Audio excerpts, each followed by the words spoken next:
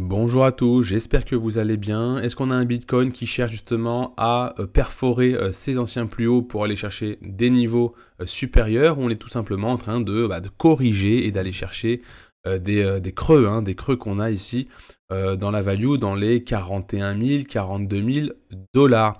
On va essayer de répondre à cette question dans cette vidéo, surtout que les alts sont plutôt pas mal, hein. Si je prends un Theta par exemple, on a des structures qui sont bien en train de se renverser. J'espère que vous n'êtes pas rentré dans ces niveaux, d'accord, puisque sinon vous avez acheté un niveau un peu plus haut, puisqu'on peut avoir ici consolidation. C'est vrai que ce week-end ça a bien poussé, mais attention bien évidemment, on part pas sur justement une euphorie dès qu'on voit des bougies vertes, on analyse et on regarde ce qu'il peut se passer. Est-ce que c'est le moment de recharger? Est-ce que c'est le moment d'attendre? On va voir ça bien évidemment dans cette vidéo. Si tu es nouveau sur la chaîne, n'hésite pas à t'abonner en cliquant sur le bouton s'abonner qui est en dessous de la vidéo et la petite cloche pour ne pas rater les notifications. Et tu as plein de liens dans la description, donc n'hésite pas à aller regarder. C'est parti pour le Bitcoin. Donc ça va être très simple, hein. Je vais afficher mes petits graphiques. Et en fin de vidéo, bien évidemment, on va regarder quelques cryptos. On va regarder le Theta. Qu'est-ce que j'ai? J'ai le Theta, le Mana, le Phi, le Chiliz. On va regarder un petit peu ce que j'ai en rouge ici. Parce que c'est important. C'est pas forcément que des pépites. Mais en tout cas, ce sont des cryptos qui peuvent partir très très vite. Pour le Bitcoin, c'est assez simple. On est toujours... Alors moi, ce que j'ai fait, c'est que j'ai tracé une ligne de tendance qui part du haut de l'ancien ATH ici et qui passe sur notre point qu'on a eu. Donc c'est l'ancien plus haut à 52 800. J'ai tracé cette grosse ligne de tendance. Pourquoi? Parce qu'en fait, il ne faut pas l'oublier. Il faut pas l'oublier puisque ça peut être une zone de rejet très très forte dans les jours à venir. Je vais tracer également une ligne qui pour moi est très très importante. Et d'ailleurs, on est pile poil dessus, d'accord? C'est cette zone ici. Je vais le mettre en très très gros. Et je vais en parler dans quelques instants. Je vais mettre ça en bleu, ça peut être pas mal. En bleu comme ceci. On est bien évidemment dans notre structure ici. D'accord? Et on voit qu'on a bien évidemment des gaps comme je vous l'ai montré, juste ici entre les 42 000, etc. Ce qu'on voit également, c'est qu'au niveau de Kingfisher, au niveau des pics, des clusters de liquidité, on a des niveaux qui sont beaucoup plus bas, sans oublier quand même qu'on a des pics, des pics, des clusters de liquidation un peu plus haut. Ce cluster-là, je doute que vraiment on puisse le laisser un petit peu tranquille. Je pense qu'à un moment, on ira les chercher. Il se trouve où? Il se trouve exactement aux 43 000 dollars. Donc moi, je garde en tête quand même ce niveau ici, d'accord, qui peut être très très très intéressant. Et j'oublie pas non plus la zone de rechargement qui est ici, d'accord? Pourquoi? Parce qu'on est toujours dans un canal comme ça qui descend. Donc c'est un canal, c'est pas un canal parallèle, mais c'est un canal qui va maintenir le prix en haut et en bas. On a cette grosse ligne bleue ici qui sert en fait de temps en temps de support, de temps en temps de résistance. Pour le moment, on voit qu'on est pile poil dessus, mais c'est surtout qu'on est en train d'aller chercher, si je passe ici en 2 heures, hop, on est surtout en train d'aller chercher notre niveau ici des 0,382 à 46 000 dollars. Si ce niveau lâche, ça va être la direction, justement, ce gros cluster de liquidité que vous avez ici, juste avant.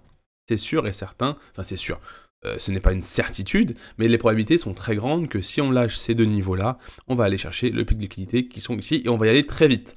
C'est pour ça qu'il faut être prêt. Si vous avez des ordres à placer sur vos cryptos préférés, c'est maintenant qu'il faut le faire. Et au risque de ne pas être exécuté, bien évidemment. Il y a des moments, il y a un risque de ne pas être exécuté. Sinon, si on reste dans ces niveaux-là, ça va être consolidation juste au-dessus de ces niveaux, où c'est en train de charger justement en longue, et aller chercher ce dernier pic qu'on a ici, et s'attaquer alors là, vraiment à la grosse zone la plus compliquée qu'on puisse avoir, pour justement pouvoir souffler un peu. Et voilà, donc on est en train un petit peu de s'essouffler, on le voit ici, ça commence à s'essouffler. On n'a pas encore de confirmation plutôt baissier au niveau du momentum, même si un petit peu on a une petite vague ici.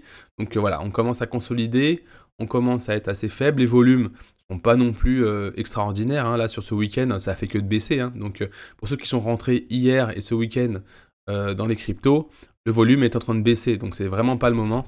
Enfin, pour moi, ce n'était vraiment pas le moment de rentrer, pour moi c'était le moment d'observer les cryptos et de voir en fait comment se placer si le marché décide de repartir ou décide d'aller chercher plus bas. Nous, en tout cas, on a une stratégie. N'hésitez pas à rejoindre le Discord, et bien évidemment, vous avez un Discord. Vous pouvez parler d'investissement long terme, de projets, d'ICO, de staking, de beaucoup de sujets. Et nous, on observe, on est prêt Dans tous les cas de figure, on est prêt pour aller chercher ce niveau-là sur nos altcoins et on est prêt à aller chercher des cryptos bien placés pour se positionner. Bien évidemment, les cryptos sont en train de partir en ce moment, d'accord? Et là, c'est une aubaine pour vous puisqu'il y a un retracement qui est en train de se passer. Donc pour tous ceux qui se sont dit hier, zut, sur le Theta par exemple, j'ai raté l'entrée du siècle, et là, potentiellement, vous avez une entrée qui est forcément qui est possible. Et vous tracez votre Fibo comme ceci et vous tracez votre setup comme ceci. Et vous avez potentiellement une belle entrée. Alors soit vous allez avoir une consolidation comme ceci, d'accord, tout simplement. Soit vous allez avoir une grosse correction pour aller chercher des niveaux plus bas et d'avoir une deuxième porte d'entrée pour entrer par exemple sur le Theta qui est vraiment, vraiment, vraiment très intéressant. Attention, ça ne veut pas dire qu'il faut rentrer comme un bourrin dedans. C'est parce que je dis qu'une crypto est intéressante qu'il faut rentrer dedans forcément. Parce que si là vous rentrez dedans et que le Bitcoin commence à descendre et que tout baisse, et vous allez vous prendre déjà ce prochain support. Donc vous allez vous prendre, je ne dis pas ça pour vous faire peur, mais voilà, vous avez un 30% derrière. Donc attention, quand je dis c'est intéressant, ça ne veut pas dire qu'il faut rentrer comme un bourrin. Il faut attendre les différentes confirmations, il faut attendre que les indicateurs vous donnent des informations. Si vous ne savez pas faire, rejoignez le Discord et puis vous allez apprendre à faire. C'est tout simple. Le BAT, là c'est pareil. Moi ce qui m'embête un peu sur toutes ces cryptos, il y a beaucoup de cryptos en fait où on est plus sur un V bottom que sur un W comme ceci. Moi j'aurais bien aimé avoir un beau W comme ceci. Et là on est plutôt sur des V. Quoi qu'il en soit, par exemple, si je regarde le BAT, et en plus le BAT est comment on appelle ça, il est cumulé par les investisseurs. Si là je vais sur Grayscale, je crois que je vois du BAT ici, là, d'accord? Donc du coup sur 7 jours, il est à moins 7000, donc à moins 2730, donc il est en train de décharger. Il était sur 30 jours, on est à plus 8814. Donc il est en train de faire son petit truc, petit Grayscale, en train de cumuler du bas, du fil, du link, etc. Donc n'hésitez pas à aller voir cette liste vraiment très intéressante, pour bien évidemment être bien placé. Mais si je retourne sur le BAT, la zone ici est vraiment très intéressante pour du long terme. Regardez, on a eu fluctuation, un petit pump, et puis forte chance que ça continue à consolider et à partir. Ce qu'on aimerait voir vraiment, c'est quelque chose de vraiment propre comme ceci. Vous voyez, ça c'est propre. Mais les niveaux restent cependant intéressants. Si on revient comme ceci, c'est encore plus intéressant. Le Chiliz, pareil, le Chiliz très très très sympa. Pareil, un gros pump, grosse consolidation, on sèche tout le monde, on attend pour repartir comme ceci. Par contre, le Chiliz, s'il se rate et qu'il décide justement de partir à la baisse, et les niveaux en fait ils sont très très bas.